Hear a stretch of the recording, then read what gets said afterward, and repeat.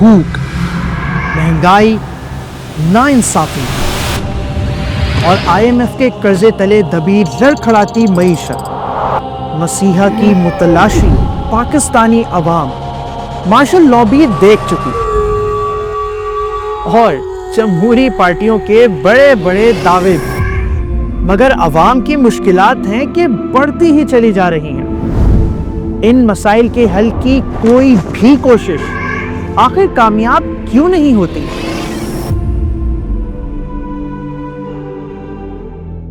किसी इंसानी माशरे को इस तरह के मसाइल क्या आज पहली दफा पेश आए हैं, या इससे पहले भी इंसानियत ऐसी मुश्किलात देख चुकी है? तो फिर इन मसाइल को उस वक्त किस तरह हल किया गया?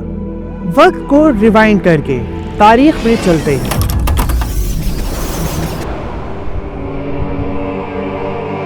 चौदह सौ साल पहले ये मुल्क अरब है। यहाँ रूमी और ईरानी इंपीरियलिज्म भी है और तबकाती इम्तियाज़ात भी, इकोनॉमिक एक्सप्लॉयटेशन भी और इखलाकी पस्ती में गिरी हुई जाहिल कौम भी। यहाँ भूख है, खाना जंगी है, यहूदी सरमायादारों के गढ़ हैं जिन्होंने अरबों को अपने सूदखोरी के जाल में फांस रखा है।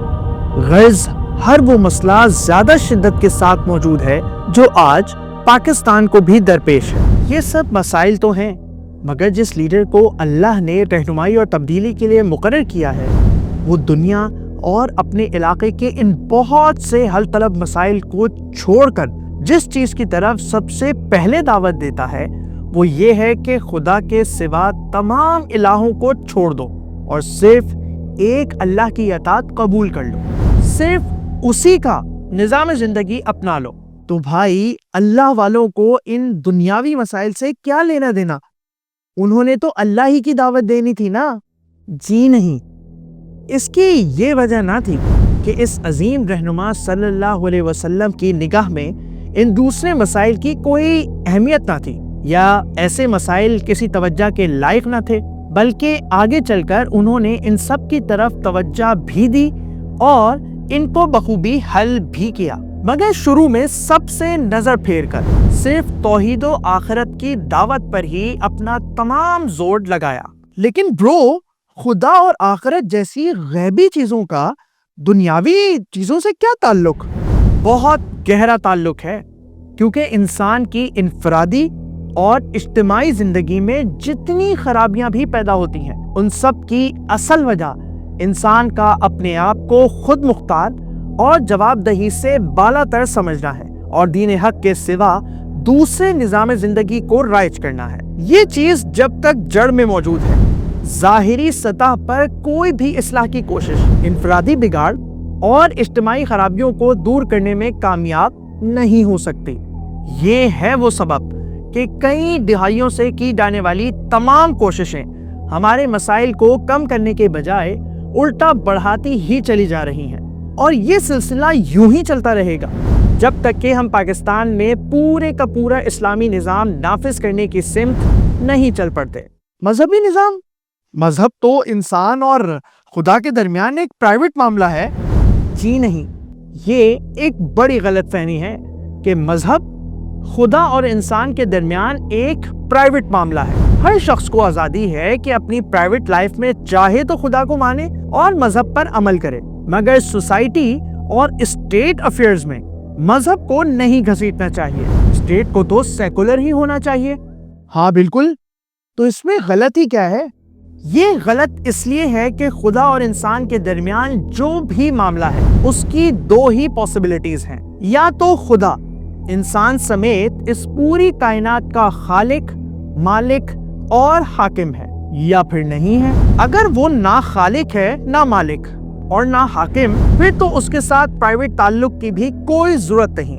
भला क्यों किसी ऐसी हस्ती के सामने झुका जाए जिससे हमारा कुछ लेना देना ही नहीं? क्या ये डेली बेवकूफी नहीं? और अगर वो वाकई खालिक, मालिक और हाकिम है, तो उसकी जुरिस्डिक्शन और इख्तियारात को महदूद करके महज इनफरादी जिंदगी में उसके सामने झुकने की एक्सरसाइज और उसकी अजमत के गुण गाकर अगर कोई खुदा को मानने का दावा करे, तो उसकी अक्ल पर मातम ही किया जा सकता है।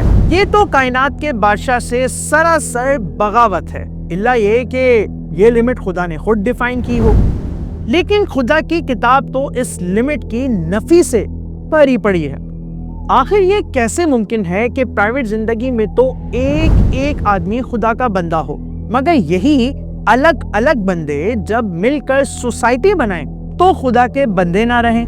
अगर हमें खुदा की और उसकी रहनुमाई की जरूरत ना अपने घर और खानदान में, ना अपने मोहल्ले और शहर में, ना स्कूल कॉलेज में, ना बाजार में, ना अदालत में, ना पार्लियामेंट में, ना पुलिस और फौज में, ना मैदान जंग और सुलह में, तो फिर इसकी जरूरत आखिर है कहाँ?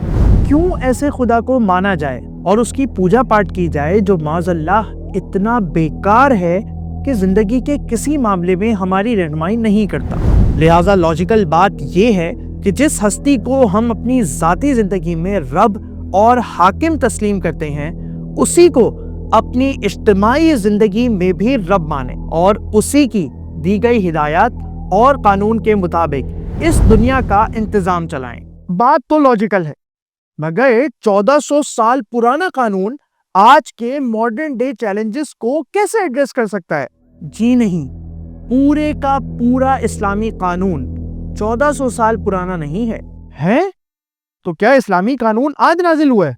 इस्लामी कानून के दो वाज़ेह हिस्से हैं, जिनमें एक तो है फिक्स्ड, जिसे 1400 तो क्या 14,000 साल बाद भी तब्दील नहीं किया जा सकता, क्योंकि ये हिस्सा कुरान और सुन्नत में बहुत वाज़ेह अंदाज में मौजूद अहकाम, उसूल और हुदूद पर मुश्तमिल है। मसलन सूद और जुए पर पाबंदी, चोरी, जिना और तोहमत की सजाएं, या ये कि हर नशा आवर चीज हराम है, मर्द औरतों पर कव्वाम है, और जैसे कि बैक वक्त 4 बीवियों तक की इजाजत और वसीयत के लिए 1/3 माल की हद। ये फिक्स्ड अहकाम सिर्फ वहां दिए गए हैं जहां कानून साजी अगर इंसान करे तो वो गलती या ज्यादती कर बैठेंगे। लेकिन इस फिक्स्ड हिस्से के अलावा इस्लामी कानून का दूसरा हिस्सा नॉन फिक्स्ड है, जो जमाने के बदलते हालात के साथ इवॉल्व करता रहता है।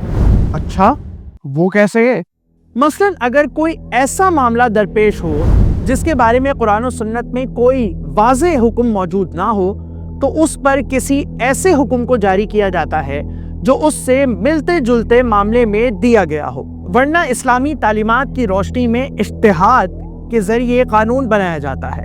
इसी तरह इस्लामी स्पिरिट के साथ इन मामलात की कानून साजी जिनकी इस्लाम में कोई मुमानियत नहीं की गई और हर दौर के हालात के मुताबिक कुरान और हदीस के अल्फाज की इंटरप्रिटेशन से भी इस्लामी कानून का ये हिस्सा मुसलसल इवॉल्व करता रहता है।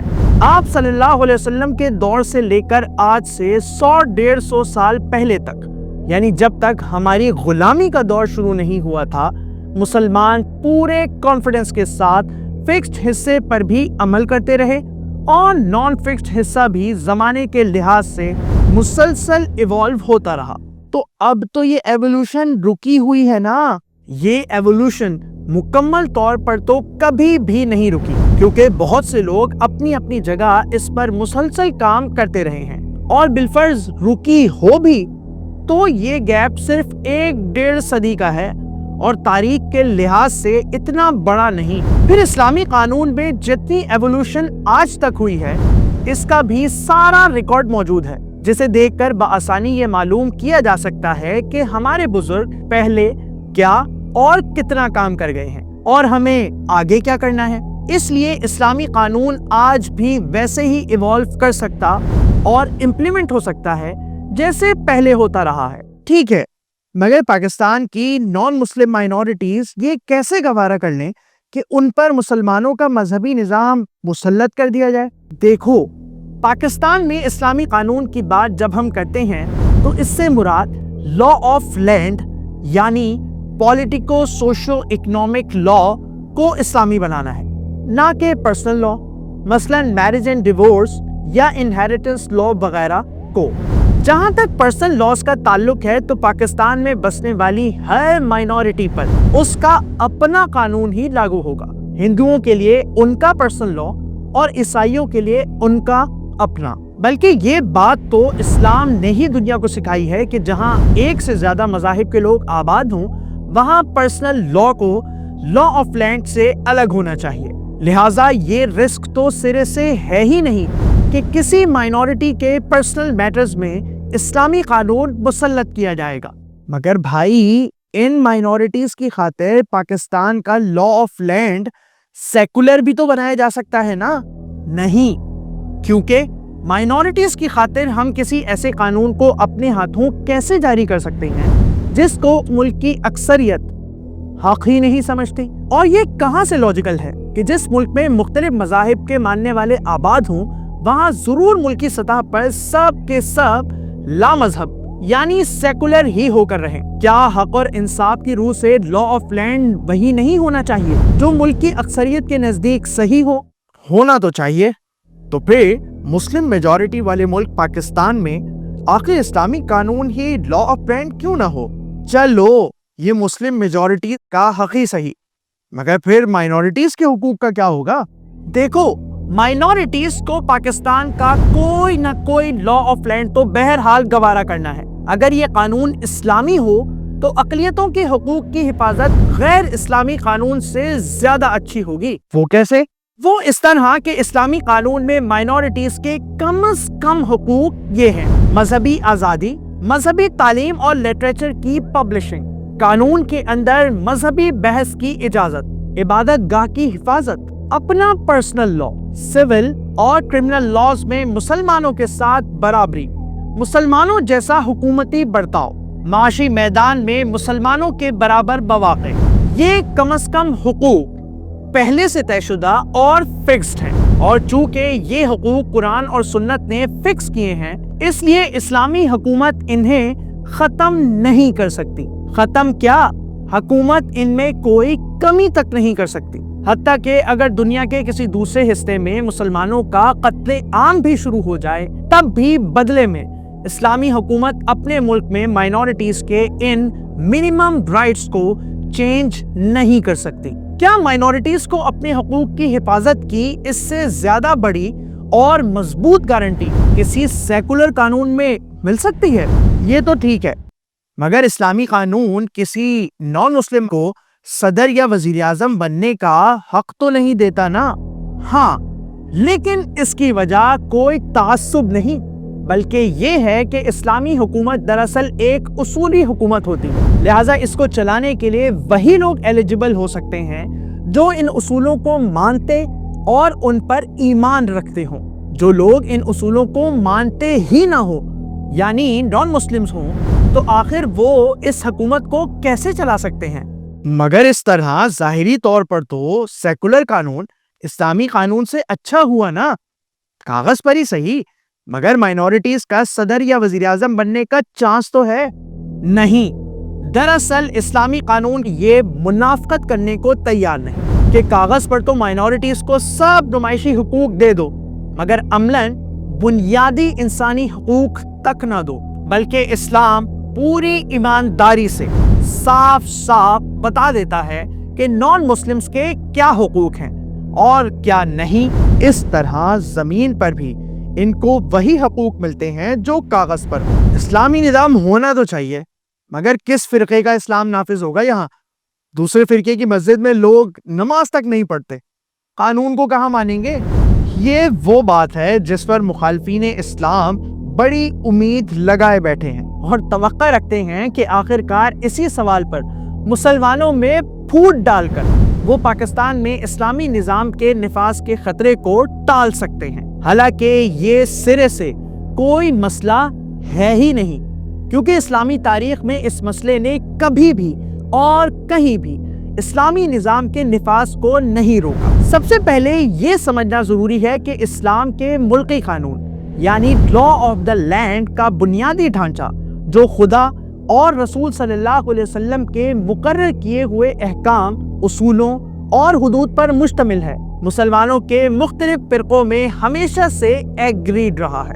اس میں کوئی اختلاف نہ پہلے تھا اور نہ اب ہے۔ اختلافات جتنے بھی ہوئے ہیں وہ پرسنل لا میں ہوئے ہیں، اور جہاں تک پرسنل میٹرز کا تعلق ہے تو ہر فرقے پر اس کی اپنی فقہ ہی نافذ ہوگی۔ بہرحال اختلافات اگر ہوں بھی تب بھی مسلمانوں کا کوئی بھی فرقہ یہ غیر معقول بات کہنے کو تیار نہیں ہو سکتا کہ چونکہ اسلامی قانون میں ہم سب متفق نہیں ہیں، اس لیے پاکستان میں غیر اسلامی قانون ہی جاری رہنا چاہیے۔ اسلامی قانون میں فقہی اختلاف کر کے سب فرقوں کا غیر اسلامی قانون کو ہی کنٹینیو رکھنے پر ایگری ہو جانا ایک ایسی ان لاجیکل بات ہے کہ کسی فرقے کا مسلمان بھی اسے اپنانے کو تیار نہیں ہو سکتا۔ بہرحال for the sake of discussion کسی دوسرے اسلامی ملک میں یہ مسئلہ اگر ہو بھی تو پاکستان میں ایسا بالکل نہیں۔ کیوں؟ کیا پاکستانی مسلمانوں میں کوئی فقہی اختلاف نہیں؟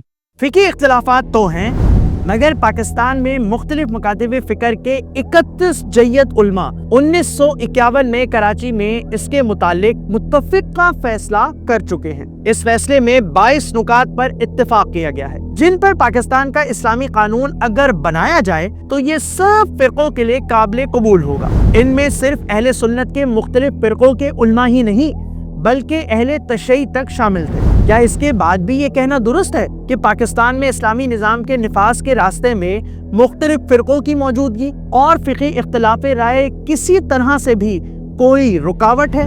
تو اس ساری ڈسکشن کا مطلب یہ ہوا کہ پاکستانی سوسائٹی کے مسائل کے حل کی اگر کوئی صورت ہے تو وہ یہ کہ یہاں پورے کا پورا اسلامی نظام قائم کیا جائے جس کی معیشت بھی اسلامی، معاشرت بھی، تعلیم بھی اور سیاست بھی۔